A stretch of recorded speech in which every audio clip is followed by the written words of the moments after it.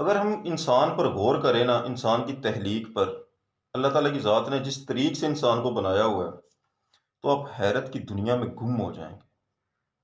انسان ورطہ حیرت میں مبتلا ہو جائے گا کہ یہ کیسے ایسے سوالات آپ کے ذہن میں پیدا ہوں گے۔ جیسے مثال کے طور پر اللہ فرماتا ہے کہ میں نے ہر انسان کے اندر اپنے عمر کو پھونکا ہوا ہے، یعنی میں یہ دنیا کا کوئی بھی شخص ہے اس کے اندر روح موجود ہے۔ روح کا جو ہے نا وہ سفر پرانا ہے، وہ اس دنیا میں پیدا نہیں ہوئی، وہ کہیں اور سے ٹریول کر کے یہاں پر آئی ہوئی ہے۔ اس کا کیا مذہب ہے؟ دیکھو، روح کے اثرات ہماری باڈی پہ آنے ہیں، وہ ہمارا اصل ہے۔ وہ کیا سوچتی ہے، وہ کیسا سوچتی ہے، اس کی سوچ کے اثرات ہم پر آئیں گے۔ اس کا کیا مذہب ہے، اور کیا روح کا کوئی مذہب ہوتا بھی ہے کہ نہیں؟ آج کی ویڈیو میں ایک تو چیز ہم یہ ڈسکس کریں گے۔ دوسرا، اگر ہر روح پاک ہے، ہر روح اللہ کو مانتی ہے، تو کسی کافر کے جسم میں جس روح کو بھیج دیا جائے گا اس کا کیا قصور ہے؟ مثال کے طور پر جاپان میں ایک خاندان ہے، جاپان میں ایک خاندان موجود ہے، اس گھر کی ہر لڑکی نسل در نسل ڈانس کرتی ہے، اور ڈانس بھی فحش، ایک کسینوں میں۔ اب تصور بھی نہیں کر سکتے کس قدر وہاں پر نشہ و ادویات استعمال ہوتی ہیں، کس قدر وہاں پر زنا ہوتے ہیں، کس قدر وہاں پر جسم فروشی ہوتی ہے، اور وہ خاندان وہاں پر نسل در نسل کام کر رہا ہے۔ اب ان کے وجود کے اندر جو روح کو بھیجا جا رہا ہے اس کا کیا قصور ہے؟ اگر تو ہر روح پاک ہے تو اس روح کا کیا قصور ہے؟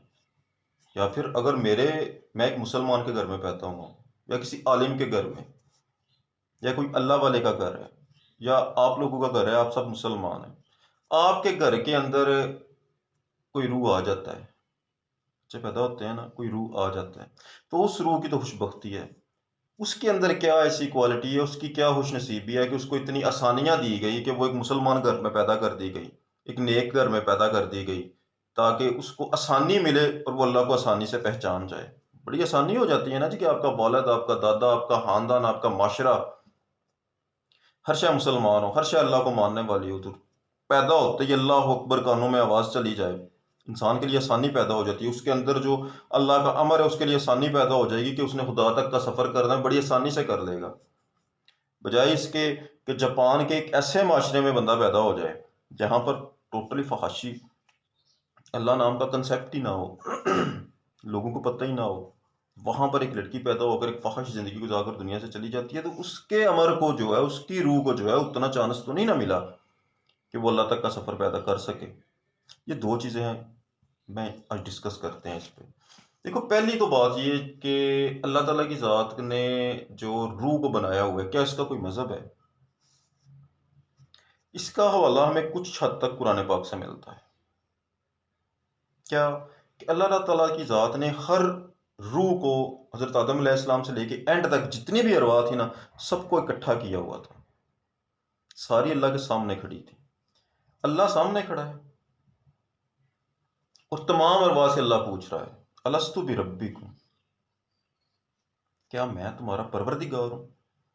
تمام کی تمام ارواح، کیا آپ سوچ سکتے ہیں، تصور کر سکتے ہیں کہ کسی نے نہ کی ہوگی؟ جب خدا سامنے ہے، اللہ سامنے ہے، تو اللہ نے بولا، سب نے بولا قالوا بلا، بے شک تو ہی ہمارا پروردگار ہے۔ تو ایک بات تو کنفرم ہوگی کہ روح اللہ کو مانتی ہے، اس نے اللہ کو دیکھا ہوا ہے، اس نے اللہ سے کنورزیشن بھی کی ہوئی ہے، اس کی بات ہوئی ہے، اس نے وہاں پہ ٹائم سپینڈ کیا ہوا ہے، وہ کسی دوسرے عالم میں تھی، اس نے سارا وہ سلسلہ دیکھا ہوا ہے، تو وہ تو اللہ کو مانتی ہے۔ روح کا مذہب اللہ ہے، اور روح کی تحلیق کا مقصد بھی اللہ ہے، اور روح کا سفر بھی اللہ تک کا ہے۔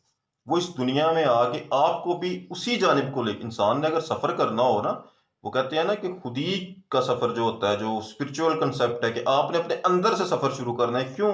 کیونکہ آپ کے اندر وہ اللہ کا امر موجود ہے، جس امر نے خدا کو دیکھا بھی ہوا ہے، اس سے بات بھی کی ہوئی ہے، اس کو جانتی بھی ہے، سارے کا سارا اس کے اندر کوالٹیز موجود ہیں۔ وہ ایک پاورفل چیز ہے، وہ آپ کے وجود کو چھوڑ بھی جاتی ہے، وہ داخل بھی ہو جاتی ہے، وہ اپنے باقی تمام ارواح سے کمیونیکیٹ بھی کر لیتی ہے، یہ ایک اس کے اندر کوالٹیز موجود ہیں۔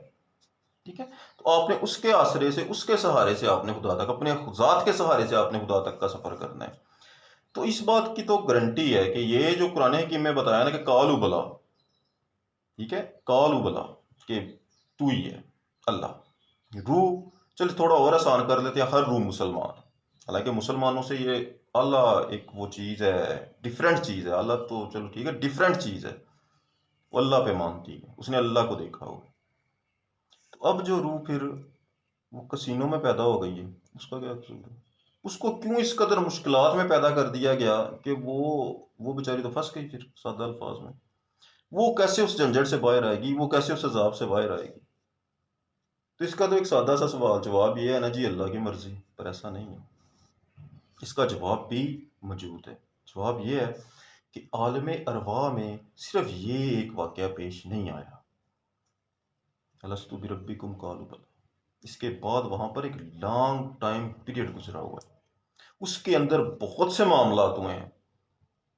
میں ایک حدیث کوٹ کرتا ہوں سرکار دو عالم کی، نبی پاک صلی اللہ علیہ وآلہ وسلم نے فرمایا کہ روحیں گروپس بن گئے تھے، وہاں پر گروہوں کی شکل میں تھی، اور ان میں آپس میں اختلافات بھی پیدا ہو گئے تھے، بعد میں محبت تھی، بعد میں اختلافات تھے، اور گروہ در گروہ، جھنڈوں کے جھنڈ جو ہیں نا وہ روحوں کے، وہ عالم ارواح میں موجود تھے۔ اب اختلافات کی بات آ گئی، اختلافات کس بات پہ ہوئے ہوں گے؟ سوچنے والی بات ہے نا، کہ اگر میرا اور آپ کا اختلاف ہے، ہم اور آپ ایک دوسرے سے نفرت کرتے ہیں، دشمنی کرتے ہیں، دوستی کرتے ہیں، تو اس کے پیچھے کوئی نہ کوئی ریزن، کوئی نہ کوئی وجہ ہوتی ہے۔ تو روحوں کے اندر اگر اختلافات موجود تھے نا، تو وہاں پر کوئی ریزن بھی موجود تھا، اگر محبت موجود تھی نا، وہاں پہ کوئی ریزن بھی موجود تھا۔ یہ اس بات کی شہادت ہے کہ وہاں پر جو معاملات تھے نا وہ وسیع تھے، وہ اس قدر سادہ اور آسان نہیں ہے کہ بس ہم نے وہاں پر اللہ سے وعدہ لیا، اللہ تعالیٰ کی ذات نے ہم سے وعدہ لیا اور ہم کو سلا دیا، نہیں، وہاں پر ایک لمبی زندگی ہماری گزری ہوئی ہے، جس کی وجہ سے، وہاں پر رہنے کی وجہ سے، زندگی گزارنے کی وجہ سے اختلافات پیدا ہوئے۔ اختلافات کس بات پہ پیدا ہوئے ہوں گے؟ وہاں پر نفس بھی موجود تھا۔ تصوف میں، اسپرچویلٹی میں یہ چیز آتی ہے کہ وہاں پر جو ہے نا نفس موجود تھا، شیطان موجود تھا، اس نے ندائیں بلند کی تھی، اور سلیکشن ہو گئی تھی اس وقت وہاں پر۔ جب ندا بلند کی گئی، نفس نے اپنی جو دنیا کی آسائشوں، سہولتوں اور دنیا کی جو گناہ کی لذت، ہر 24 ندائیں جو اس نے بلند کی تھی، تو ارواح نے اس جھنڈ کو، اس گروہ کو چھوڑ کر نفس کی جانب سفر شروع کر دیا تھا۔ وہ گروپ بن گیا تھا جو الگ ہو گئے، دوسروں کے درمیان اختلافات پیدا ہو گئے کیونکہ اس نے چھوڑ دیا۔ پھر اللہ تعالیٰ کی ذات نے جنت اور جو ہے نا وہ بھی بنائی، تو بعد روحیں جو ہیں وہ جنت کی جانب سفر کر گئی، جنت کی آسائشیں دیکھیں، جنت کی سہولتیں دیکھیں، اس کی خوبصورتی دیکھی، وہاں چلی گئی، یہ الگ گروپ بن گئے۔ اور تیسرا گروہ وہ تھا جو پھر بھی وہیں پر کھڑا تھا، تو اللہ تعالیٰ کی ذات نے ان سے پوچھا کہ آپ کیا چاہتی ہو؟ تو انہوں نے بولا تھا فقط اللہ، وہ گروپ بھی بن گیا۔ اب جو گروہ تو وہاں پر شیطان کی جانب، نفس کی جانب چلا گیا تھے، تو وہ بھی ارواح، اور جو گروہ جنت کی جانب چلا گیا تھے، تو وہ بھی ارواح، اور جو گروہ خدا کے لیے رہ گیا تھے، تو وہ بھی ارواح۔ اللہ فرماتا ہے نا، چنی ہوئی روح یا چنے ہوئے لوگ، وہ جو سامنے فرنٹ پہ کھڑے تھے نا، جو فقط اللہ کے لیے رہ گئے تھے، وہ چنے ہوئے لوگ ہیں۔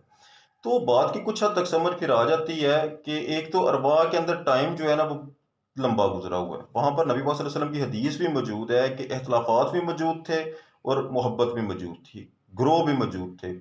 اگر اختلافات تھے تو کوئی وجہ تھی، اور وہاں پر اور کیا وجہ ہو سکتی ہے سوائے اللہ کو ماننے اور نہ ماننے میں؟ کیونکہ وہاں پر دنیا تو تھی نہیں، یہ جسم تو تھا نہیں، نہ ہم روٹی کھاتے تھے، نہ ہم وہاں پہ پانی پیتے تھے، نہ کپڑا پہنتے تھے، نہ گاڑی بنگلہ، کوئی اور تو ٹینشن تھی نہیں، نہ اولاد کی ٹینشن تھی۔